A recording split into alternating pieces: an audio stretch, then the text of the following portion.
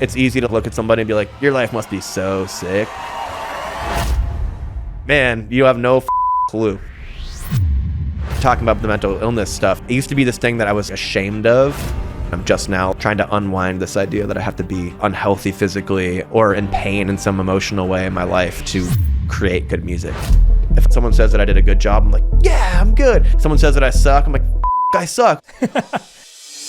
Getting to talk about this is not common for me.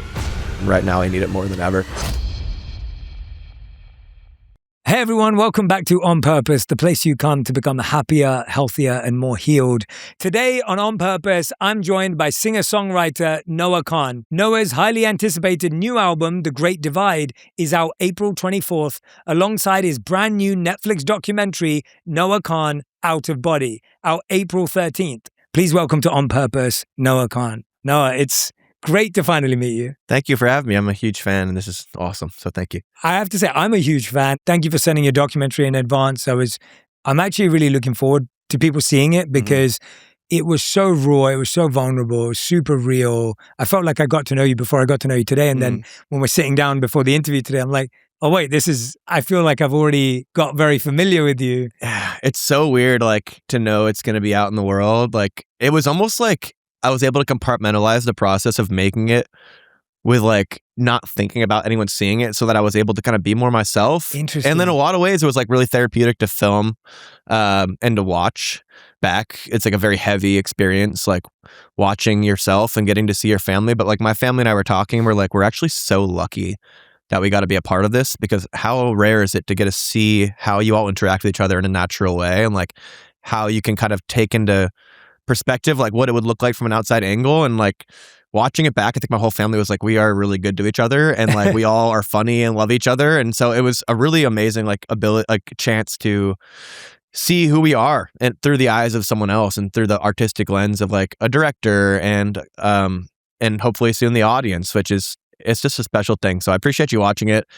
It's like my first time talking about it right now. So I'm still like learning how to talk about it and learning how to like express my feelings on it because I'm still kind of finding out what they are. But ultimately, like I just hope that people that watch it feel connected to their families, to their lives, to their own insecurities through, me talking about mine. And it was hard and it was scary, but I think ultimately like those are the things that move people and can make people take stock of who they are.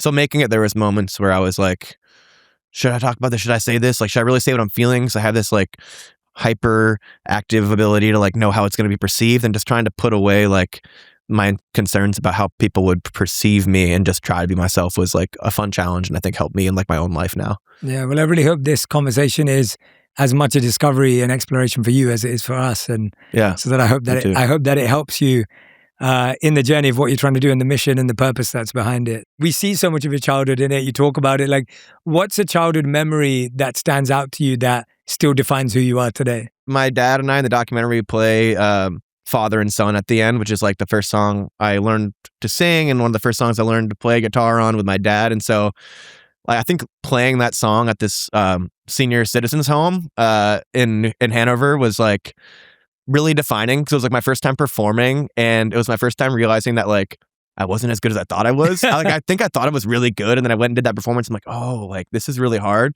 And also like the song itself is about like a lot of it's about like aging and kind of like the discrepancy between youth and people that are getting older and like the youth feeling like old people don't understand and we're literally doing it in an old folks home. So like, these people are probably like, yeah, the dad character is way more correct than the son character.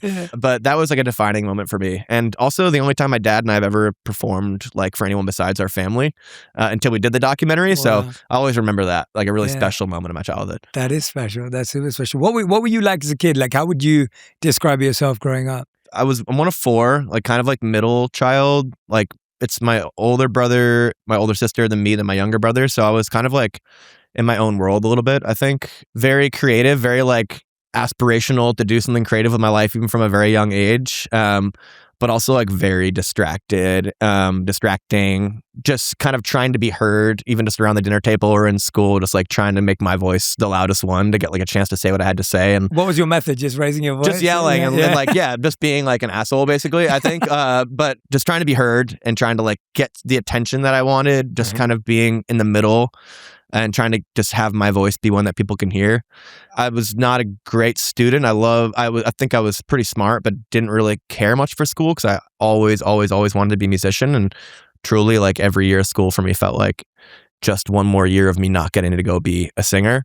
So I was just looking forward to being done with school and going to write songs and going to play music and going to do open mic. So very like, I don't know, kind of just like itching and a little anxious to get out as a kid from whatever situation wasn't like gonna achieve my dreams. What do you think your vision was for life if this hadn't happened? Like this incredible success and journey that you're on right now. Like what did you envision? I literally never ever thought about it. Like I've never thought about anything else besides being a musician. Wow. In 6th grade, you wrote a letter to yourself that you would open when you graduate high school. And like my letter was just... That's such a great exercise. Yeah, it is actually really cool and like kind of sets you up for like sadness in a lot of ways. Like, oh man, I haven't done any of that shit. But for me, it was like, I want to have a record deal by the time I graduate high school. And I want to make it was basically like, you better still be making music. You better still be like writing and like thinking about music. And when I graduated high school, I had a record deal and I opened up the letter. I'm like, this is cool. I think I made my like childhood self pretty proud there. And so I remember writing that. And actually like throughout high school, I was like thinking about like, man, I got to get that record deal or 6th grade Noah's going to beat me up.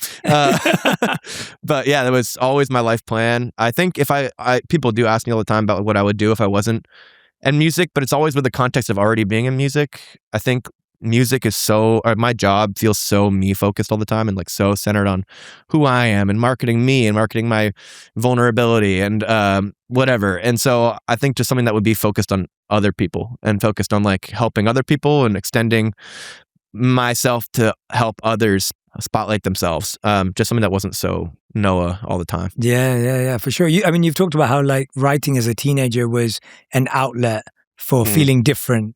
And your anxiety, like what was that feeling different than that music was an outlet for, and what was the anxiety back then? Yeah, it was interesting. So I was always trying to fit in and always and like had lots of friends and but I always kind of felt like I was hiding this part of myself that was like really vulnerable and sad and going through a lot of like mental health stuff even at a really early age. And I think that created this like disconnect in my life where like I was going to school or hanging out with my friends and like really putting on to be who I thought would be like accepted, and then going home and feeling like really just disconnected from like this presentation of myself all the time. And so writing music was like my own special little thing. And for a long time, I really missed that too. Like when it was just my special little buddy, just going home and writing a song and like having this other like Hannah Montana thing that I did where like I would go home and like write music and then go to school and just be like, a class clown and be annoying at school and then go home and like just kind of access this other side of myself. So writing music was always a way for me to kind of have something that made me feel like I belonged in who I really was. Yeah.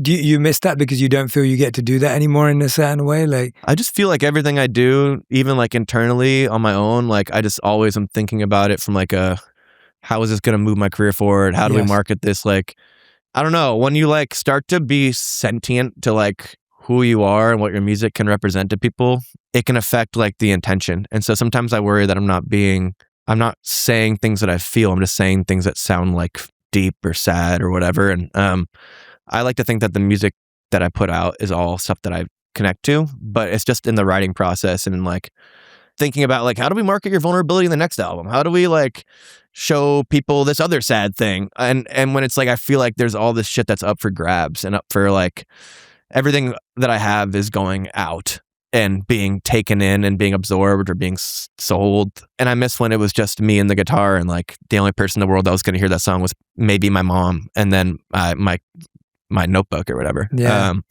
So yeah, I miss that. And I miss having music be just this special thing that wasn't like adulterated by the other side of music, which is not as much fun for me.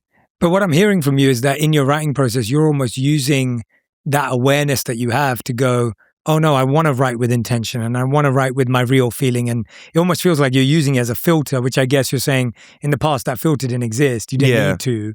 Now you almost have to filter it through that. Yeah, and in a lot of ways it's nice because seeing people respond, and I'm not even talking about like marketing or charts or whatever, like selling shows out. It's just watching people like in the crowd, hearing the music, and like watching a girl and her dad or frat guys or grown men like out there like feeling the music. Yes. That helps me, like it inspires me to be vulnerable. It's just a matter of like towing the line between being vulnerable and trying to achieve what people think vulnerability looks like. Yeah. And sometimes realizing that sometimes some things don't fit into a box. They don't fit into a 3.5 minute song. Sometimes the conversation is much larger, and being okay with not being able to say everything you want all the time. And just, even like as I talked about the documentary, just like I'm still figuring out how to talk about these feelings that I express. Like I don't have a 1,000-foot view of like what I went through. And so learning how to like express myself without feeling like I'm giving myself away is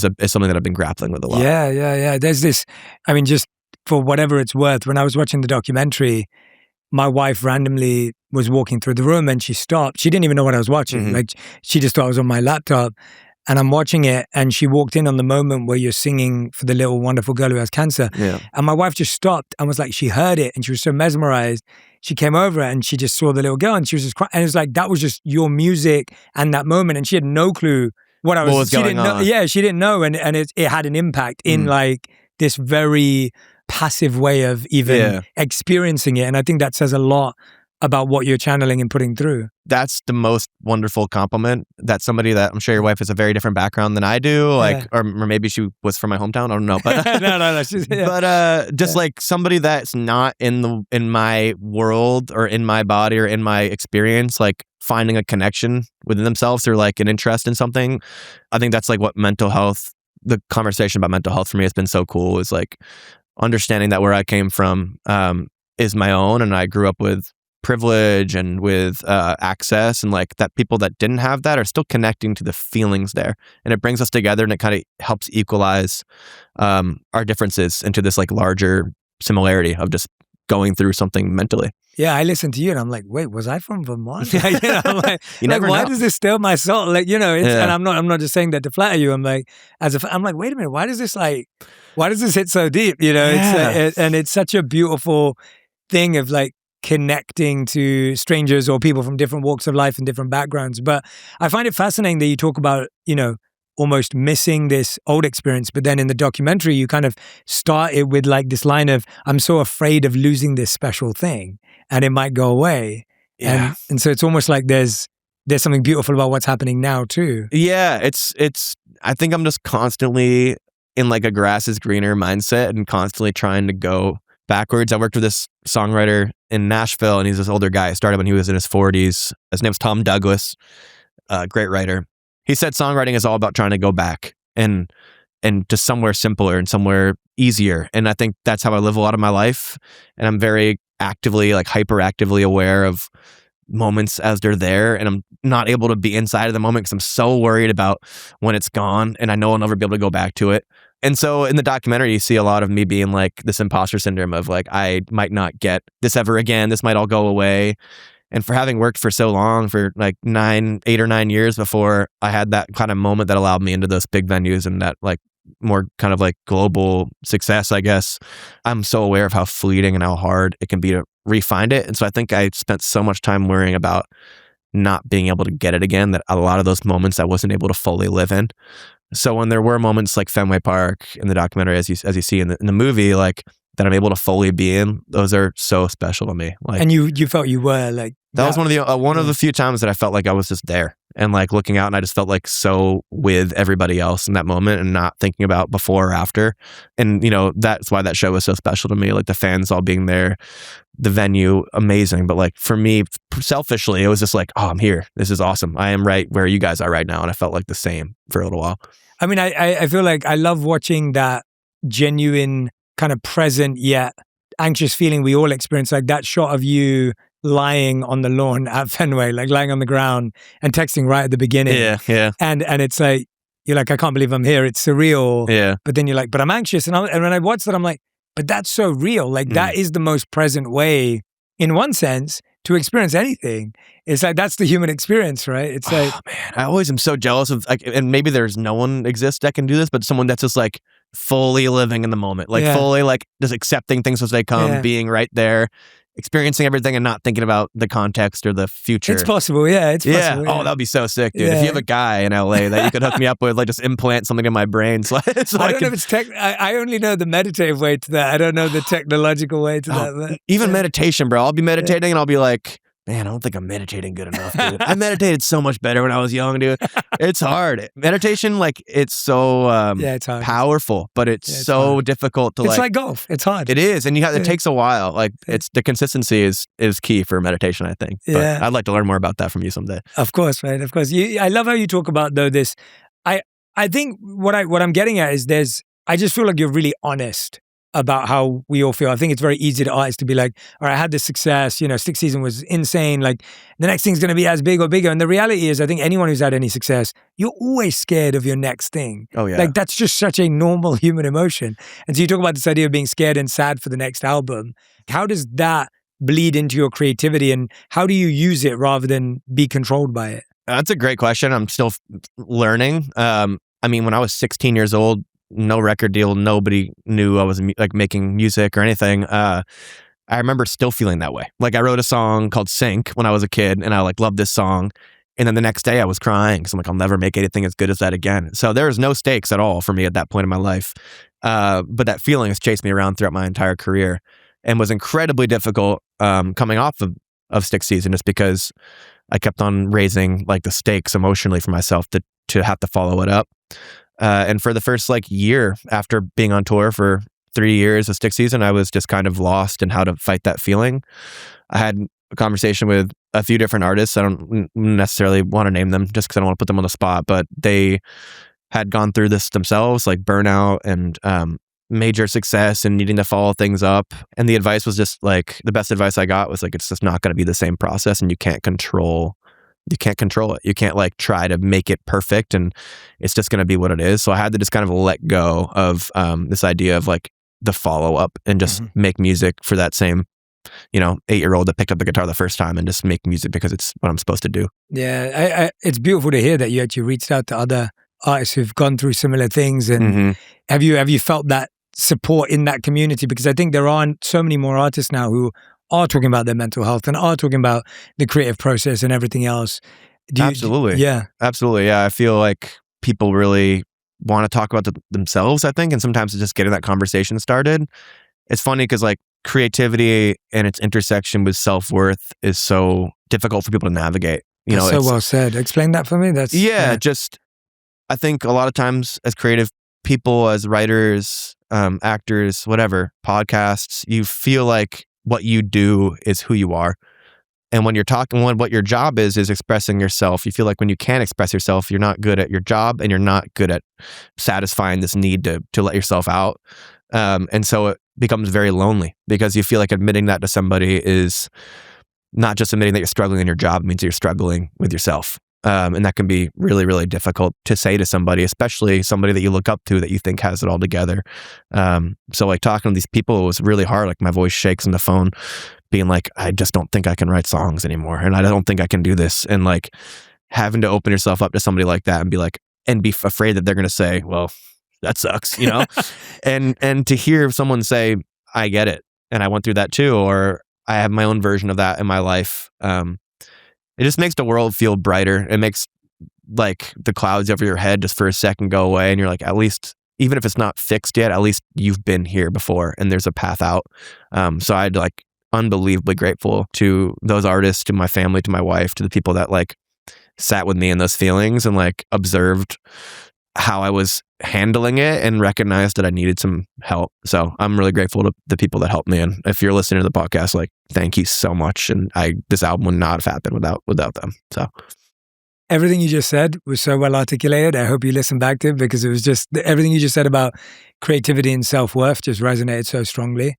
Thank you. Yeah, it's hard to describe, and it's hard. You just described it really well. Thanks, man.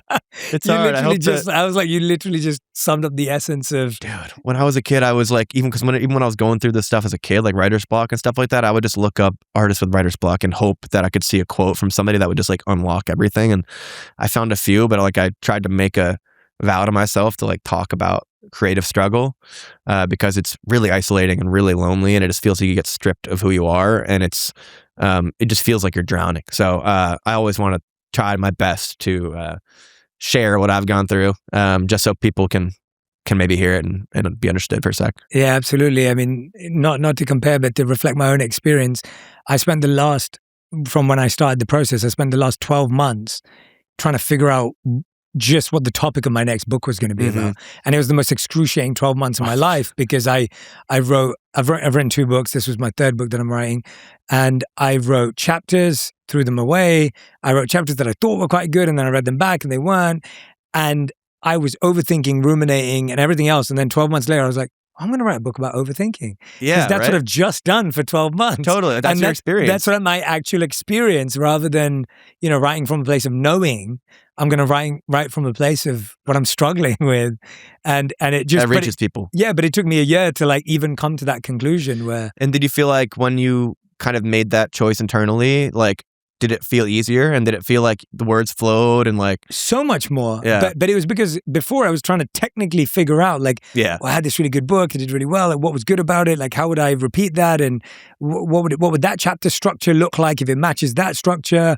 And people said they loved that chapter from that book, so let me and it's like this mathematical process, which is not how I wrote that first book. No, it's never. Yeah, and so then I'm like, wait, why am I trying to be a mathematician? No, you can only go through what you're going through. Like you can't. Yes. You can't like change the feelings you have, even if they're feelings that you don't think are going to be marketable or as successful. Like, and then you kind of realize like that's actually more compelling than listening to you pretend to be going through something and pretend to have a perspective on something. Like people relate to that. That's awesome, dude. I'm pumped that you went through that too. Like, no. Well, not pumped that you went through it, but I'm pumped that you got through it and that we're able to talk about it with like the perspective. No, I'm pumped. Now I'm pumped I went through it too, because for that year, you just feel like you're pulling your hair out going, totally, what are we doing here? I wonder if the next time that you and I have to do something new, like I always wonder, are we going to be able to like, is this going to help us the next time? I'm always like, am I just going to be back to zero? Do we just forget? Do we just get amnesia and like start again? Or like, I hope that this experience for me and that experience for you like lets you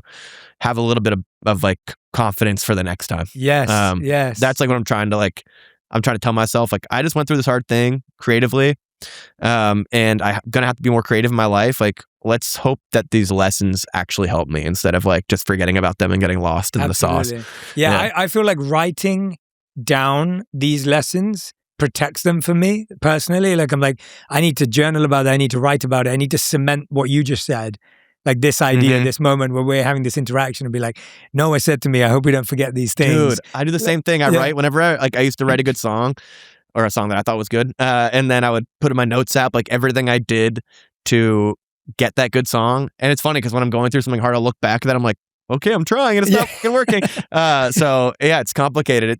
Creativity is so annoying because it makes you start from scratch every time. And it forces you to like use that muscle memory. And it's just a fucking mind. Yeah. I mean, sorry to swear, but it's just a mind. It's a mind, man. Yeah, I remember like Rick Rubin was here like maybe 2 years ago now, and then you get Rick who's sitting there just going like, yeah, don't make anything for anyone, like just make it for yourself. And I'm like, yeah, like I wish, but it's hard. It's like it's and everyone's journey is so different, and like everyone's like creative process is so different that it can be so hard to like find the bridge between two people. It's difficult. I mean, again, like I'm jealous of people that just like can write every day and love what they're making and like not have to worry about how it's being perceived. Or I feel like writer's block, it's so closely tied to like anxiety and like the self-fulfilling prophecy that you have. Like if you worry about something so much, it's going to happen, and then you worry about worrying, and then you're worrying about worrying, and then it's like it's here, like there you did it, dude. You're like, congrats. Like I hope that I learn in the process before I get to that place, like to recognize what is happening internally and like question it instead of just letting it flow and going to this shitty spot. It's almost like we trust every thought. Totally. And that's such an interesting idea. It's like if you trusted everything you read on social media and believed it to be true without checking it. But we do that in our mind all day. All the time. And any thought doesn't get any evidence checked. There's no proof needed. There's true. There's no rebuttal. It's like a weird arrogance that everything you think has to be correct. But like and then you're anxious about that. Yeah. Like it's like this dude, you get lost, anxious arrogance maybe is the way to think about it. Oh my God. I know. It's a little bit of like this ego thing where it's like, oh, well, I've been, especially because we all are really doing this in one way or another from since we were children. I think expressing ourselves creatively. So it's tied up in your inner self, and this like, you don't want to betray this like process that you've cultivated, but like, I never questioned that maybe that process actually wasn't very healthy, and there's a real way that I can make good music without having to suffer all the time for it. And we look at people like Van Gogh and these famous artists that like battered themselves to create, and we think that's has to be how it is. And I subscribed to that theory for a long time, and I'm just now like trying to unwind this idea that I have to be unhealthy physically or in pain in some emotional way in my life to create good music. Like there has to be a way to access it without living it all the time. Spring is here, and Springfest is happening now at Lowe's. If your yard needs a refresh, grab Stay Green Premium 2 cubic foot mulch, 5 bags for just $10. That's right, 5 bags for just $10 to help your landscaping look its best. And if you're heading indoors, you can save up to 40% off select major appliances, making it a great time to upgrade the machines that keep your home running. Whether you're working in the yard or tackling chores inside, our best lineup is here at Lowe's. Valid through April 22nd while supplies last. Selection varies by location. See Lowes.com for details. Mulch offer excludes Alaska and Hawaii. Did you believe that if you heal too much, it would reduce your creativity? 100%. Yeah. You used to believe that, yeah. I used to believe that for sure. Like I was like, I mean, it came into the conversation when I started taking medication for my anxiety when I was in high school, an OCD diagnosis more recently. Like these problems were really hard for me and were disrupting my ability to wake up in the morning and to just be a human being. But I was holding off on getting the help that I really needed for a long time because I was so afraid of it dulling my creativity. And then I would look at my creativity and be like, well, this is not very good either. Like, I'm not making anything good right now. I can barely put my pen to the paper. I can barely even process a single thought.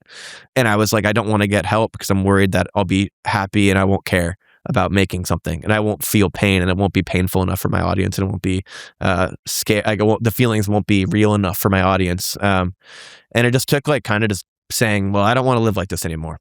And if it means that I write a happy song, then like I need to get up in the morning. And I found that I was still sad in a way that felt more manageable. And I still had feelings and deep thoughts about things, but I wasn't getting sidebarred by rabbit holes of obsession and rabbit holes of anxiety anymore. And it really was a turning point for me making this record. Was just like taking the step off of the cliff, so to speak, into the unknown. And not, again, it's a control thing. Like I can't control this and it sucked. But when I let go is when I like found it again. Yeah. I remember I was in Joshua Tree and I've never been to Joshua Tree. I'm not even like particularly a huge like desert guy. It kind of scares me, but I was like, I'm struggling a lot in my life. I need to go to Joshua Tree and like find myself and make music. And I had just gotten diagnosed with OCD. It's something I had suspected for a long time. And there's so many varying kind of branches of this problem. And so I never really knew where I fit into the conversation. So I didn't want to like get the diagnosis and be like, I have OCD now. I was kind of scared, but I just gotten diagnosed with OCD and I was in Joshua Tree and I was feeling so miserable in this beautiful Airbnb. Like I'm in the desert. I'm like, this isn't making me feel connected. Oh shit. And I was like so lost in that. And so being somewhere beautiful and realizing that the problem was like beyond where I was or where I put myself or how nice the studio or the collaborators were, like realizing that I just wasn't going to be able to do it on my own was like, that Joshua Tree trip was like horrible, but also incredibly enlightening. Because it was like, all right, that was my last try at just like hoping life fixes this for me. Yeah, absolutely. I mean, like, I imagine it's also one of the things you address in the documentary is that it's challenging because you don't want to like air your family's dirty laundry. Mm-hmm. Like, you know, it's like this, a lot of what you write about is your family and is your upbringing. And talk to me about how hard it is when it's like what you're writing from is your family and you love, obviously it's obvious in your doc that you all love each other and you have a supportive relationship.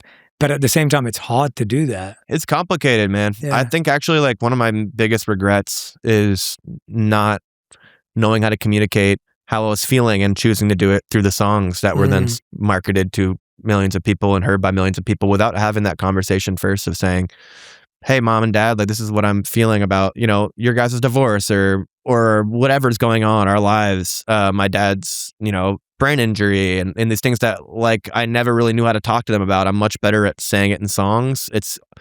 I don't want to say cowardly, but it's just, I'm afraid of that conflict sometimes. And so I'm like, I go back to this like, okay, well, I'm going to write it down like angsty teen. Like I'm going to go like write it down. But like when you're writing things down in a journal versus when you're sending them to every streaming platform and every marketing thing in the world, the effect that I feel like it could have on people is that they feel blindsided. And my mom has always told me like, she was happy that I was getting those feelings out. She's been so supportive, my dad as well.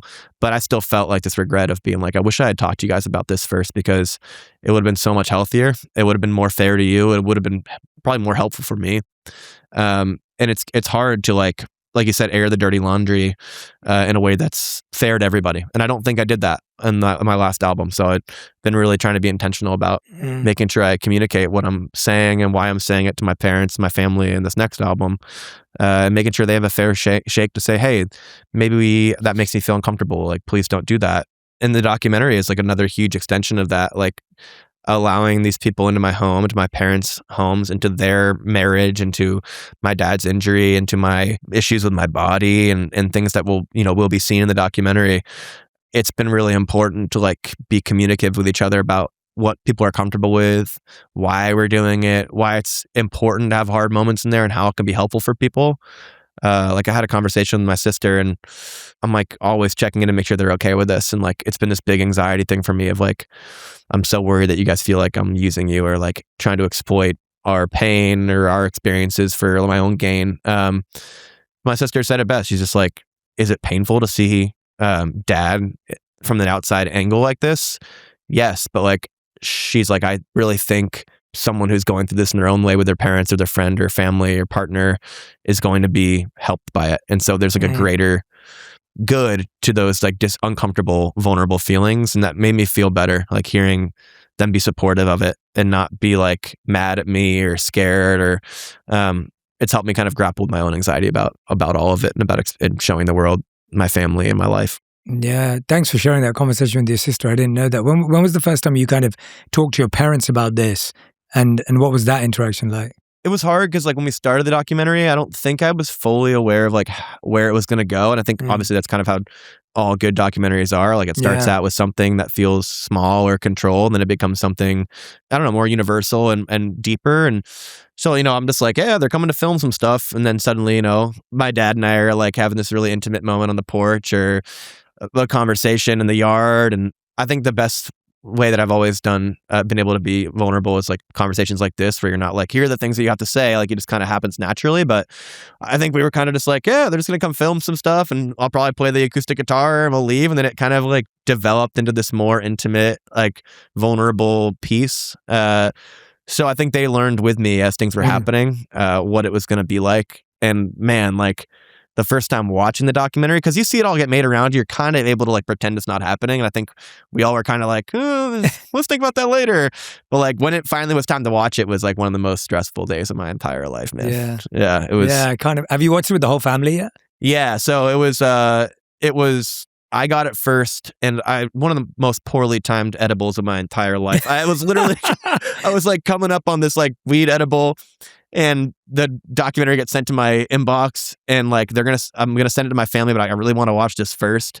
And so watching this just 2 hour long, hour and a half long movie about myself was like, oh my God. Yeah. And I'd never seen all the pieces together and how like emotional it was. And my family and I talk to each other like honestly and emotionally all the time, but like we kind of are like, oh, no, let's have a drink and I'll see you tomorrow. Like you don't have to think about it again. So like knowing that this was just like there for everyone to watch and that I was going to have to send it to my mom and brother and sister who were literally right down the road was really scary. And so yeah, it is scary. I sent it to them, and like I think that their response, like I guess I was hoping that they'd be like, this is amazing, great, send it off to Hollywood. I think for them it was an emotional experience as well. And it was like challenging in a lot of ways to watch. I think beautiful at the same time, but challenging them to see, not just like seeing yourself on camera, which is weird, and like not human, but just seeing how the themes came together and like kind of reminded us of this painful thing that we've had to go through as a family. And so it was like a lot of conversations at first about how we felt about it, if we wanted to do it or not. I was ready and willing to be like, let's not do it then. If you guys are feeling any type of way about it, let's not do it. It's fine, When we all watched it together as a family, we found ourselves laughing, crying, hugging, and like being so excited because it brought us all a lot closer. And it helped us kind of like actually visualize what it's like for my dad, what it's like for my mom, what it's like for all of us in our own way. And like, I remember this feeling of just like this golden week afterwards where like we all just felt super connected to each other and we felt this gratitude. And it really has brought my dad and I a lot closer in a lot of ways. There are things that I said in that documentary that I knew someday he was going to hear, but I don't think I ever could have said myself because I wasn't brave enough or something, or I was too scared. And so like having this vehicle to like tell my dad what I was feeling and tell him how sorry I was for like my impatience with him and how sad I felt about what he had gone through. And it created this like connection that I think we never really got to have. And it was really, really special and powerful. And like I said at the beginning, like I wish every single family could have a chance to watch the way they interact with each other and to have to get to see what it looks like to love each other. And to be a son, a daughter, a father, a mother on screen, because it really helped us. It's fascinating when that process becomes therapy Mm-hmm. and healing almost. Did it make your parents readdress any of the things you brought up? Like, did it start new conversations that hadn't happened before where they said, oh, when you said this or when you felt this, like this is what was going through our life? Yeah, it did. It did. And, I'm, like I said, I'm still learning how to talk about it. Yeah. But I do feel like it helped us address why our reservations were there. And a lot of times reservations are like fears were not even about like what's actually being shown. It's about us grappling with it being out.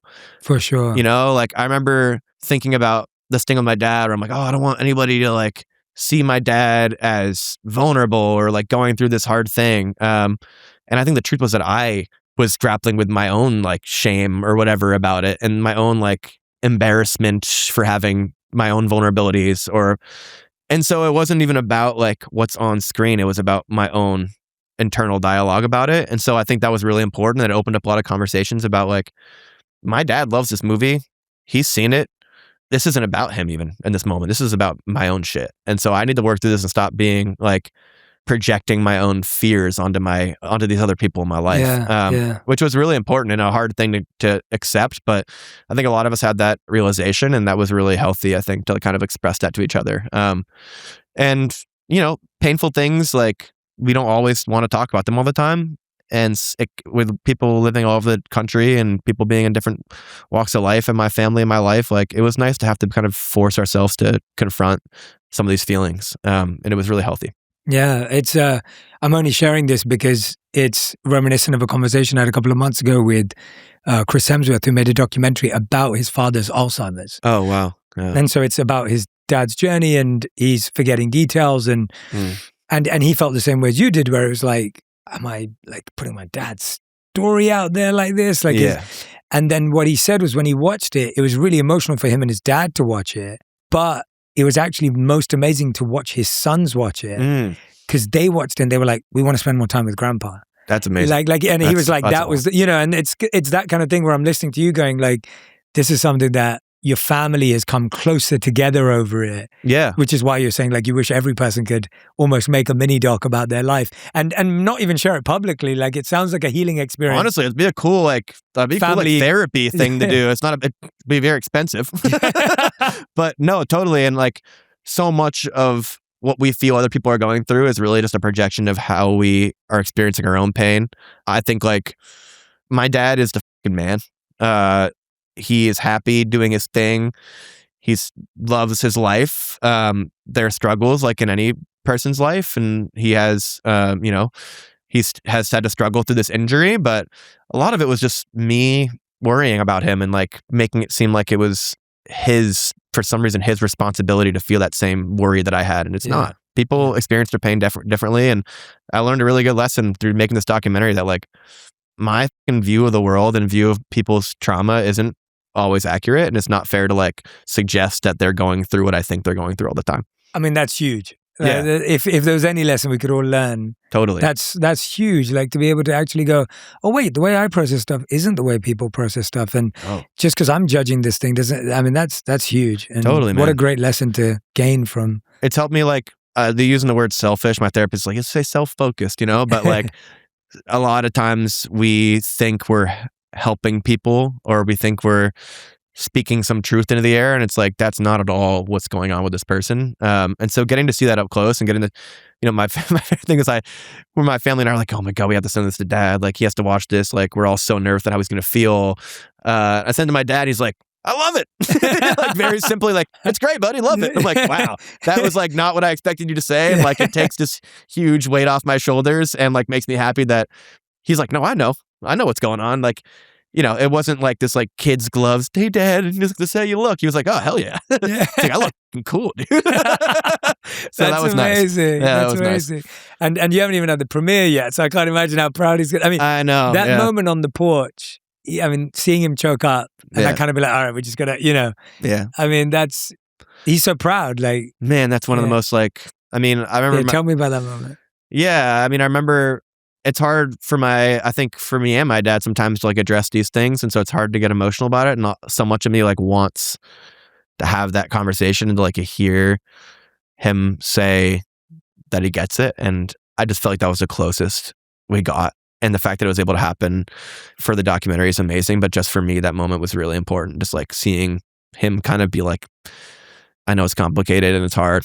And just to see his pride in me and to see his love for me in that moment, even after I'm sitting there like critiquing his ability to play the song, which I can regret though. I just feel like such a dick. But I was like, it's like, your dad, you become a little kid again. And you're just like, come on, dad, just play the right thing. But just seeing him like get emotional, but just I could see in his eyes like this conversation that we haven't really had, but I could see like it happened like between us in that moment, like telepathically almost, and that was like just really, really, really special for me. Yeah. Yeah, that was something that I really, really will never forget, and I'm really grateful to people that helped make this documentary for like pushing in a way like us to these moments, into these interactions, because it's so easy just to drift away and drift through life and just like go home for Thanksgiving or go home and go out to dinner. And Aziz Ansari had a great bit about like going to see your parents and like how it's the same thing every time, and you leave and you're like, you're happy to leave, but you feel guilty. And I felt that a lot of just like,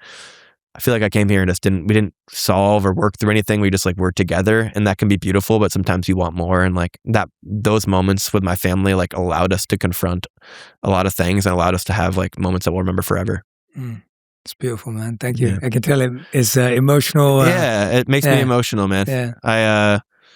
I just can love my family so much, dude. And like getting to be close to them in this way, and this journey has been incredibly complicated for everybody. Like, having my family be really exposed to the world, even just without this documentary, just through my album and through promotion of it and through people coming into connection with where we're from and who we are, has been really challenging. And this just felt like a platform for us to kind of like grapple with that together.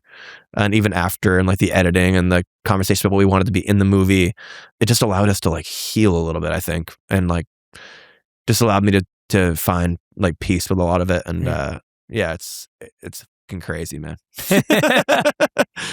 You've talked so much about today, like kind of we've been weaving this idea of mental health and just how important it is to you. The documentary, you speak about it quite openly.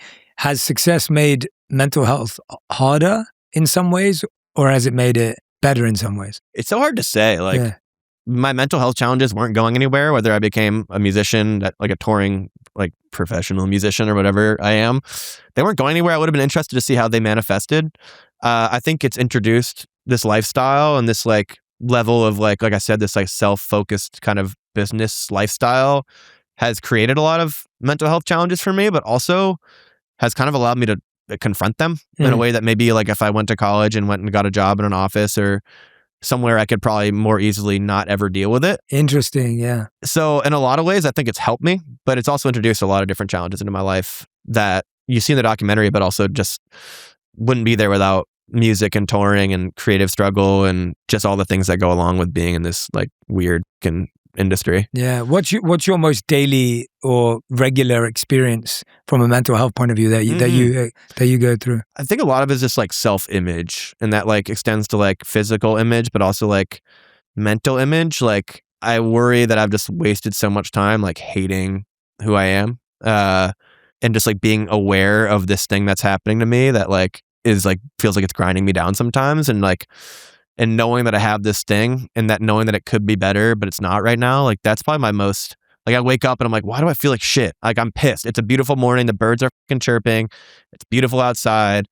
I've, you know, career success aside, I have this like lovely little life, and I wish I could wake up and not be like miserable for no reason. It feels like sometimes, and being aware of like those moments that I just can't feel connected, it's really lonely, and I think that's probably my like daily. That's like that's my daily driver. That feeling. I think I kind of that feeling escalates and escalates, and it comes to like these bigger, more intense like episodes for me of mental health. But that's what is kind of the backdrop to my day is like, darn, I feel like shit. This sucks, and I have to just like wade through it every day. And it gets easier, and there's days that are better and worse. But like generally, I just kind of am feeling like I wish I didn't feel depressed.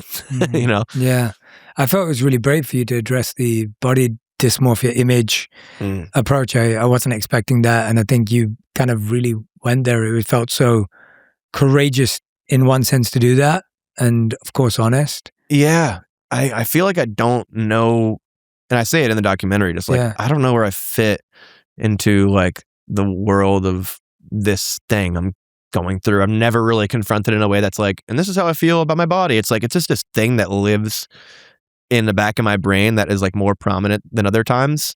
And it really came out in the documentary, and like watching that back is like, even my mom was just like, I had no idea. Like, I think she knew I had something like that, but she didn't know like how much it was affecting me. And even just seeing myself, I'm like, I don't feel like that right now, but like, I do feel like that a lot. And it's like, it's hard when the thing that you really compartmentalize and you lock away, like is now there. Yeah. And so it's scary for me even to talk to you about it, because I don't want to say the wrong thing. And I don't want to, I know how much of an issue this is for people and how it can ruin lives and how hard it is for people's mental health, that I'm always so afraid that I'm like, I don't want to represent an issue because I'm afraid of like saying the wrong thing or giving advice or like, I don't know, of like making it feel like I know what I'm talking about, because I have no idea. It's just this thing that is there within me. And really, really difficult concept, because it's so tied up in who you are and just feelings you've had since you were a kid, that like it's hard to describe like the body dysmorphia problem succinctly. And as you can hear right now, I struggle to do it, but it's complicated, man. And it was easy.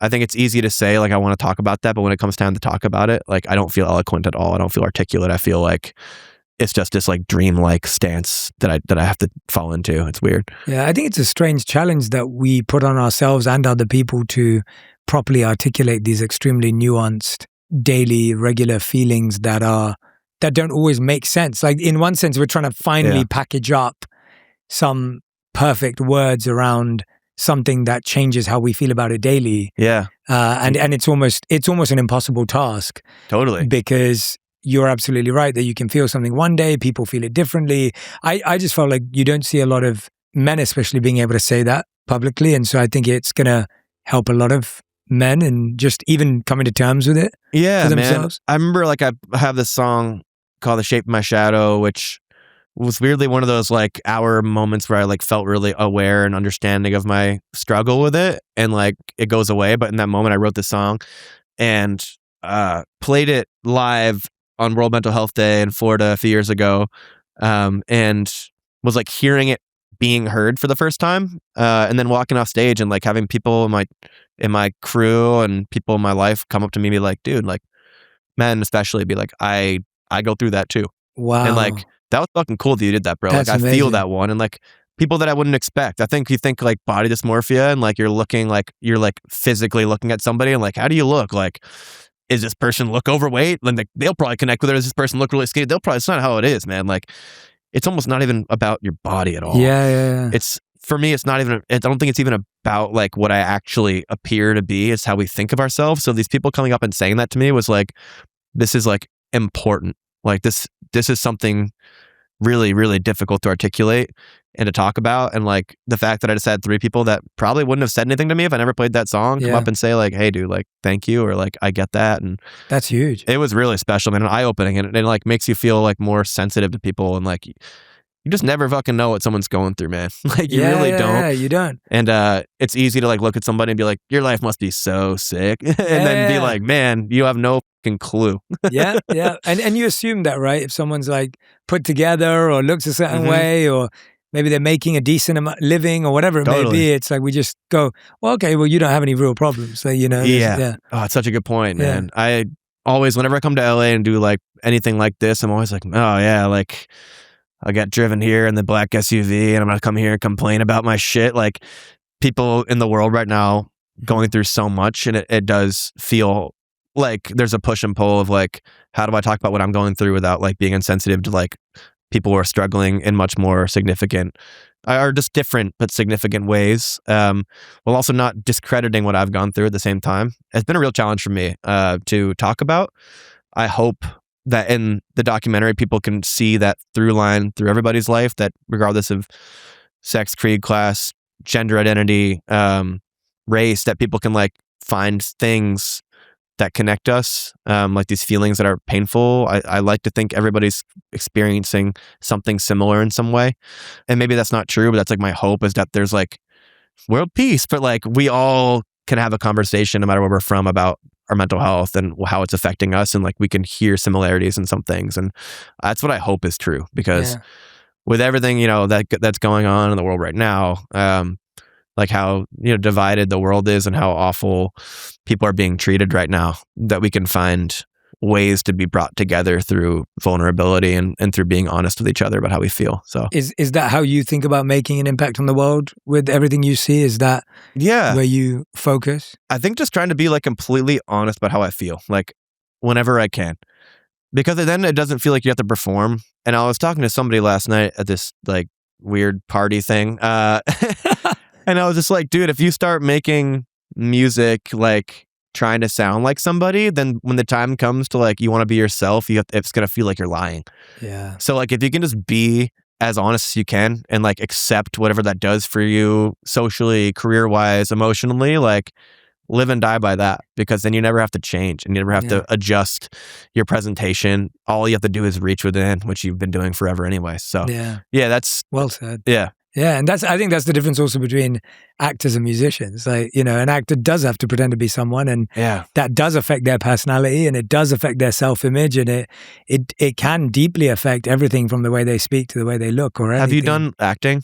I have not in any major. So I always wonder how you I wonder if the best actors bring in more of themselves in a way to this different character, so that it like creates something relatable. Yes, yeah. So I think I forget what the technique's called, from some study that I've done in this space with some clients that I have who are actors, and they talk about that, where it's like, if you can't pretend to have an emotion, so you've got to find the emotion or the experience within yourself to bring it out. But at the same time, I think a lot of people, especially if you're doing a biopic, right? Yeah, you can find the emotion within yourself, but ultimately you're still becoming someone else to some degree. Is there a part of you that feels that way? And like, how do you get comfortable approaching that? It almost reminds me like of the music and the documentary. I'm just like, how do you go back into this space over and over again? Like, it's painful, dude. It's got to be painful, because we all have like smaller. I think some people have bigger parts of that kind of character than others do. But like I think we all have like cynical parts of us, and like for sure, and like angry parts of us. But like some people just don't have as much access, or don't have as big of an angry bone inside of them. But like, it's got to be hard to have to like live in that moment. I think that's actually where real compassion comes from. Like when you can look at your own heart and notice that it has all of these abilities and has aspects of all of these things that you may not live on a daily basis, but you start seeing it and you go, oh, I see how that comes out for someone else, because I've seen that in me. I know. Even if it's tiny, if that makes sense. Totally, man. That's why I always think like the goal isn't to be like a perfect person at all. Like the goal is to understand the parts of you that make you happy and like try to access those. But it's also important to dip into the stuff that like you don't like, and to question it, and to approach it and look at it. In the documentary, I say like, I'm finally looking at this thing. Like it used to be, I think, you know, talking about body dysmorphia, just the mental illness stuff. Like it used to be this thing that I was like ashamed of in such a big way that I wouldn't even want to look at it. Like I would just like sprint past the door where the thing was inside. And now I'm like finally like just like brushing it with my hand, you know, and being like, all right, like this thing is in there. I'm getting better at approaching it. I'm getting better at like understanding that it is there and not being so afraid of it. Yeah. That journey has been helpful for me. Yeah, it's almost like the monster under the bed. Like if you pretend that it's not there, you know it. You're scared. It just right? gets bigger. Yeah, it just gets bigger, and you gotta go and check and notice that. Oh, okay, brushed apart. It's so important. And I think for so long, like, of course, we want to be in the light. We want to do good work, but you can't avoid the darkness and those elements that exist. As you said, our shame and guilt. Yeah, you can. Like it does find other ways to manifest, and I think it's much healthier to like, in my opinion, like sitting down with a therapist is like the most important thing you can do with these feelings is like expressing them in a safe, unbiased place where like you could say whatever you want and not feel like you're going to be judged for it. Because if you don't, I do feel like we have to find a way to cope and we have to find a way to keep not feeling it. And like addiction, for me, eating, binge eating, not eating is how I deal with a lot of stuff. And I'm realizing that's because I don't talk about it enough. And so I keep wanting it to go away and go away and go away. Yeah. But then I find myself engaging in these behaviors that really make me unhappy and make me feel even worse. And it's just a horrible cycle of just like the thing you think you're doing to help is actually making it harder. And then it just kind of repeats itself. And you do it for so fucking long that the grooves in your brain, there's like a little train going through your head that only knows one path. And like it gets deeper and deeper and deeper. And it never has a way to go anywhere else because you just have lived this one routine for so long. And so, going to therapy, which I've been doing my whole life, but I feel like I wasn't really doing in a real way until like 5 or 6, 7 years ago where I started to really like go into it. What was the difference between going to therapy and then doing therapy? Yeah. So like I said, my mom and my dad were always so supportive of me, like, and my siblings going to get help and going to talk about our feelings. We've all kind of gone through a lot of similar mental health struggles. Thanks, Mom and Dad. And they've been so supportive and like always sent us to therapists. But I think like for a while I was just immature and like didn't want to talk to somebody. And also it's hard when you're a kid and like totally, to be like, oh, this 48-year-old dude is like here to ask you about all this stuff. And like, obviously you're like, I don't want to talk about it. And you can kind of live your life for a long time, like saying the right things, but not actually like really letting anyone hear anything. Yeah. And saying things that sound like you're being emotionally vulnerable or picking and choosing different things that you'll talk about and certain things that you won't talk about. And it's all connected. So when you start doing that, you're actually not really touching the whole thing, it's all connected to like one larger mental health thing. Doesn't sound very eloquent, but I guess what I'm trying to say is like, is I didn't really commit myself to getting better because I wanted to self-centeredly do it on my own and only like express certain fears and emotions to people because I was still afraid of talking about them. And I think when I started seeing this new therapist, and so much of it is about the person you see, because I've had bad experiences with therapists, and like once you open up to somebody and they don't respect that, it becomes really fucking hard to go talk to somebody else. Like it's like you open up to a friend and like it's like a breakup. And then someone like uses that against you, or they laugh at you, or they like make you feel crazy. It's not like, okay, I'll try it on the next person. It's like, no, I'm never touching that again. You're carrying that. It's like a breakup. Like you hurt me, and like I'm not opening myself up again. Sorry. 100%. So it was kind of being willing to open up again, finding the right person, and then like feeling safe. And then slowly just like realizing how much more there was than the kind of headlines of what I thought my feelings and issues were, and like being asked questions that maybe dig a little deeper, and like being willing to cry and say, oh, I don't want to talk about this. And what was really complicated for me, and what's still complicated, is like, and I do say this in the documentary, is being a mental health advocate, like having this mental health charity, which like we're also proud of. Beautiful, really beautiful. Thank you. And presenting myself as someone that like has an answer or has like a focus and like is going to be really open and emotionally vulnerable all the time, and then not feeling like I was really practicing that in my personal life. It makes it hard in therapy to like accept that I don't have all the answers, and it kind of creates this feeling like you're not being honest about who you are, and that was really difficult. What's the best question your therapist ever asked you? I think it's like, do you want this to be what's happening to you? In some ways, like, is it so much easier for you to cause yourself pain and to hurt yourself? And is that actually something that is bringing you comfort? Like, is this like pain that you're inflicting on yourself emotionally, occasionally physically? Like, is it actually something that you have become comfortable with. And it's like, is it this longtime friend of yours that you don't want to leave because you feel like you're betraying something and like betraying this childhood pain or whatever it is? That was a great question and made me think about it, because I think I've always been like, I hate this thing. Like, I want to get rid of this, but like, no, sometimes I'm like, no, I don't. Yeah. Like, and she's like, I don't know if you do. Like, do you? Because it feels like Interesting. you want the comfort of this thing you've had for a long time. And it's become such a big part of your life that you don't know who you are without it. And it's scarier to be someone that's happy but not familiar with something than to be unhappy but feel like you're in the safety of your own unhappiness.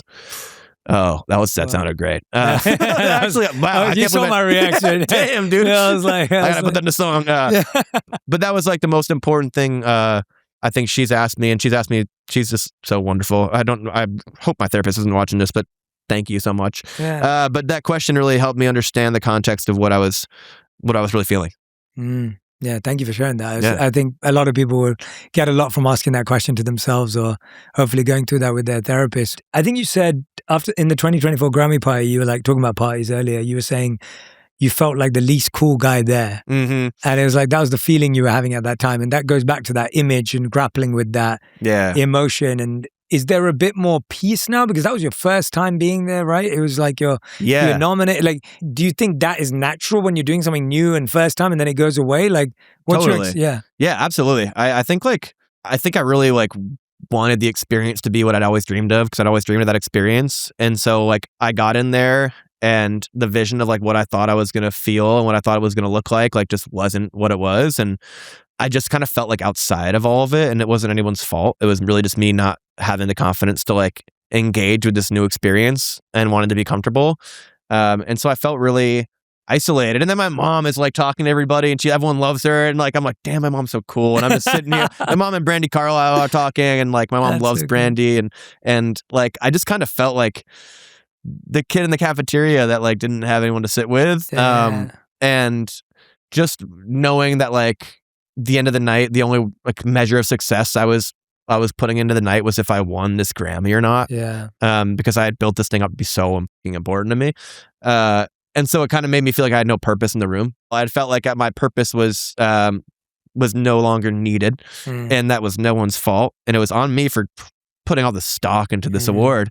But I didn't feel cool. And then I lost, along with, many others who like, I'm always curious to see how they would deal with it, because I was so sad. And I was like, obviously happy for the person that won, truly, and like grateful that I was even nominated, and like just like walk into a room full of people who like I was so worried were gonna be like disappointed and like not mad at me, but like almost like their experience was that they wanted me to win. I was projecting how I thought everyone wanted this night to go.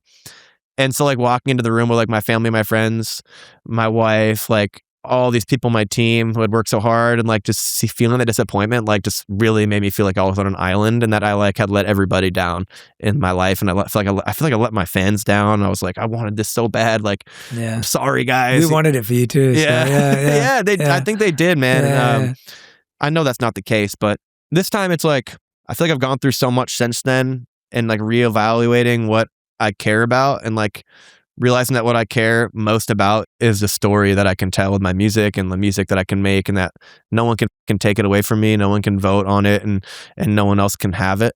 And like nurturing this thing. And so coming back, having a new album, feeling like I'm really excited about it, really proud of it, proud of the journey that I went on to get to making this album, which was really difficult. And like, that's where my confidence is coming from right now. Not from whether I have good songs or not, but just knowing that I went through something and I'm on the other side now. When I was at the 24 Grammys, I was like grappling with all this creative insecurity and this insecurity about where my career was going to go. And I thought that a Grammy was going to like that like thing on the image you see on like a meme or whatever, where like the guy puts like one piece of duct tape on the giant exploding water tank. Like I think that was what I was hoping the Grammy would be for me. That's good. That's really good. And like it was never going to be that anyways. And so like knowing that now makes me more like at peace with just like being able to be in this conversation, being able to be amongst the peers that I have that are incredible musicians. And I feel I don't feel cooler, but I feel more comfortable in like my own skin and my own presence. Yeah, I really appreciate the way you process that for us, because I think 99% of us are always dealing with situations where we felt like we lost or failed, but it seems like you've addressed a really powerful pattern that I think's come up a few times in that when you're watching the documentary with your father, you're like, wait, what's his experience of it? Mhm. And even now when you're talking about being at the Grammys, you're like, what's everyone else's expectation experience of it? And it seems like you've really addressed like a really powerful pattern of something that seems to come up for you, which is always projecting what you think other people's experiences. And that's really powerful that you can see that as being a sign of whenever you're doing something big or incredible. Man. Bro, projection is like so difficult because it forces you to question like everything you've thought about other people's perception of you. And also like as my career has like grown, like you saw it today. I have most lovely people around me in the world. They're wonderful. Yeah. Amazing. Yeah, dude. I love like, your team. Every single person that I get to work with like is awesome. And that's very rare, especially in the music industry where you get people that are like there for the wrong reasons or whatever. But like when everywhere you go, you have style and hair and PR and management and label and whatever, agent and all these people around you, like you kind of feel like they're like, they like need it to go well. Like that's a projection. And so you start like being like, are you guys having fun? Like, are you guys doing this? Are you guys enjoying this? Like, did I do good enough for you guys? It's like dad energy and kid energy at the same time. Totally, dude. I think like it all ties back to like that thing around the dinner table and like wanting to be heard and wanting to be accepted and wanting people to think that you have value. And when you can't find that in here in your heart or in your brain, like you need it to be provided by other people. And I'm struggling with that right now, like just with my album coming out and just like how I'm going to like take in responses to it, good and bad. I think like every good comment and every bad comment like have a similar reaction from me actually. Like they move me so much. Like if someone says that I did a good job, I'm like, yeah, I'm good. If someone says that I suck, I'm like, I suck. Like I want to find somewhere in the middle where like I can still have my own belief in myself. Equilibrium is a great way to put it. I would love to find more of that in my life. Yeah, and it's such a hard place to live because we are so used to being really pumped up with the highs. Mm-hmm. And I always feel like the more pumped up you get with the highs, the more pulled down you get with the lows. And that's the experience we all have. And all I can say is honestly, I don't even know if I'm allowed to say this with your team listening, but I listened to what you did send us with my team, because everyone's a fan. And everyone loved it, and it was just like, this is like, exactly. It just and it was genuinely that experience where we were listening to it, and because I was thinking about the interview, and I was thinking about like, I know no one's really thinking about this. I mean, for whatever it's worth, and I think that equilibrium is what we all need to rise for. And it's something I pursued deeply and focus on, and I found it was only when I could detach equally from the good and the bad. Totally, dude. And it was like, if I kept letting the good pump me up, the bad was always going to hit me. And so I had to find it. And it wasn't rejecting the good, because that also didn't work. So for a while, I tried to like reject good. Like I was going to ask, how do you do it? Yeah, if someone was like, well, I'm still working on it too. I haven't fully figured it out, but I feel like I'm getting closer all the time. So in the beginning, I was like, same as what you're saying. If someone says something good, amazing. If someone says something bad, I feel sad.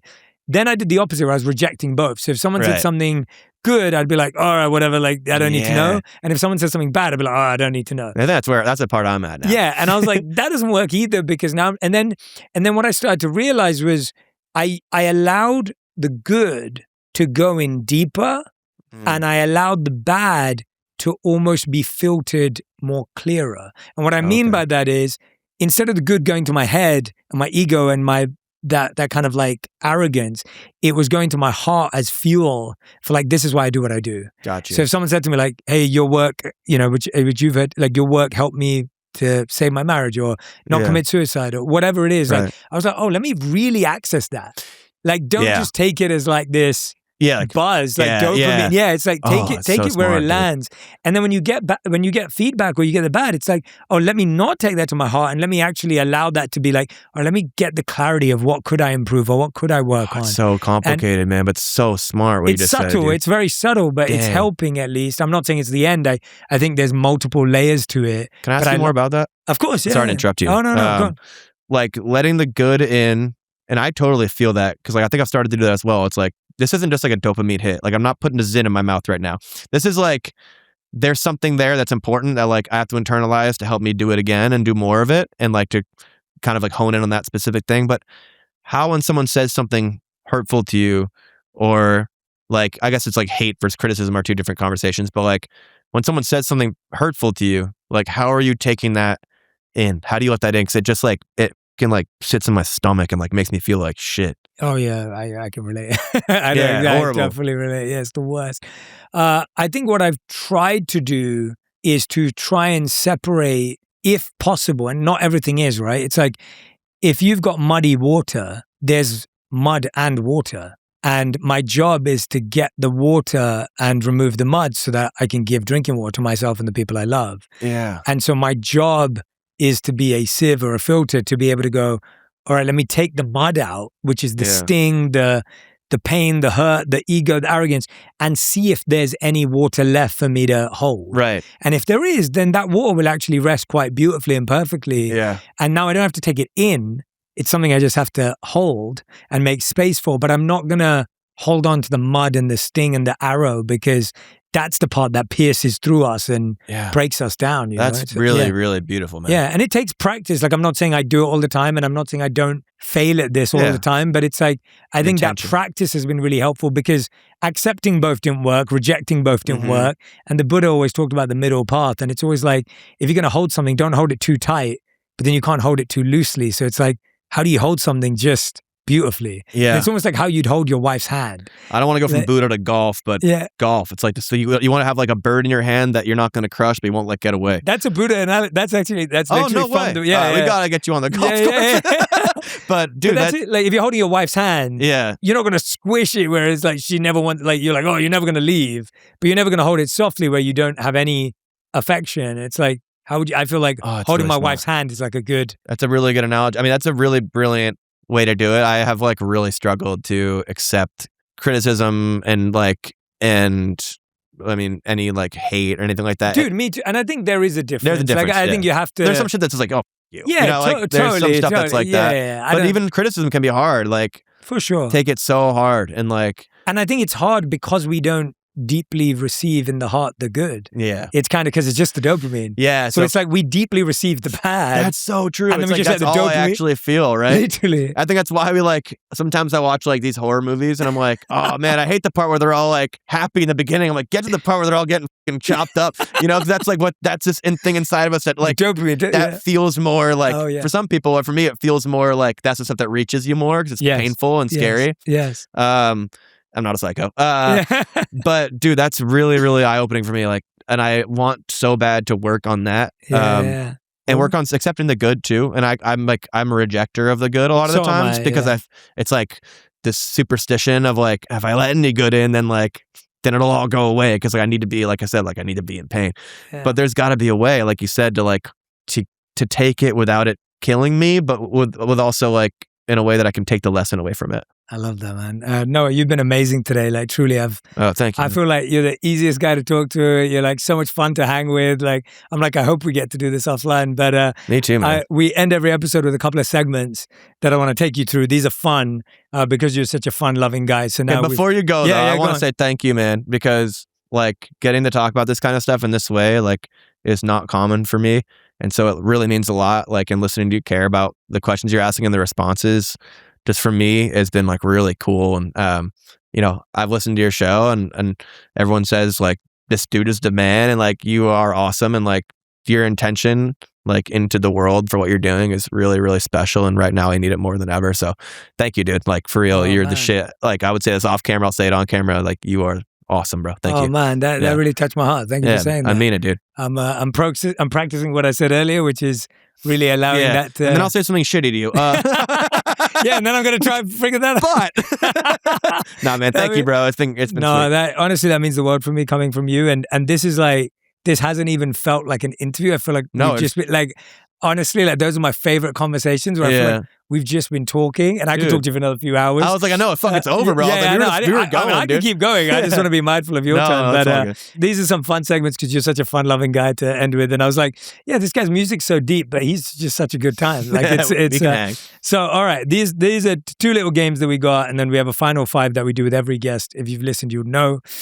This is called Would You Rather. All right. Wave back at someone who wasn't waving at you, or tell your server at a restaurant you too after they tell you enjoy your meal. Dude, there's nothing in the world worse than waving at someone that doesn't wave back at you, bro. It's got to be the server one because they walk right away. Yeah. The wave one, they're going to see that for a few seconds as they pass you. Oh, so that's worse? Way worse. Okay.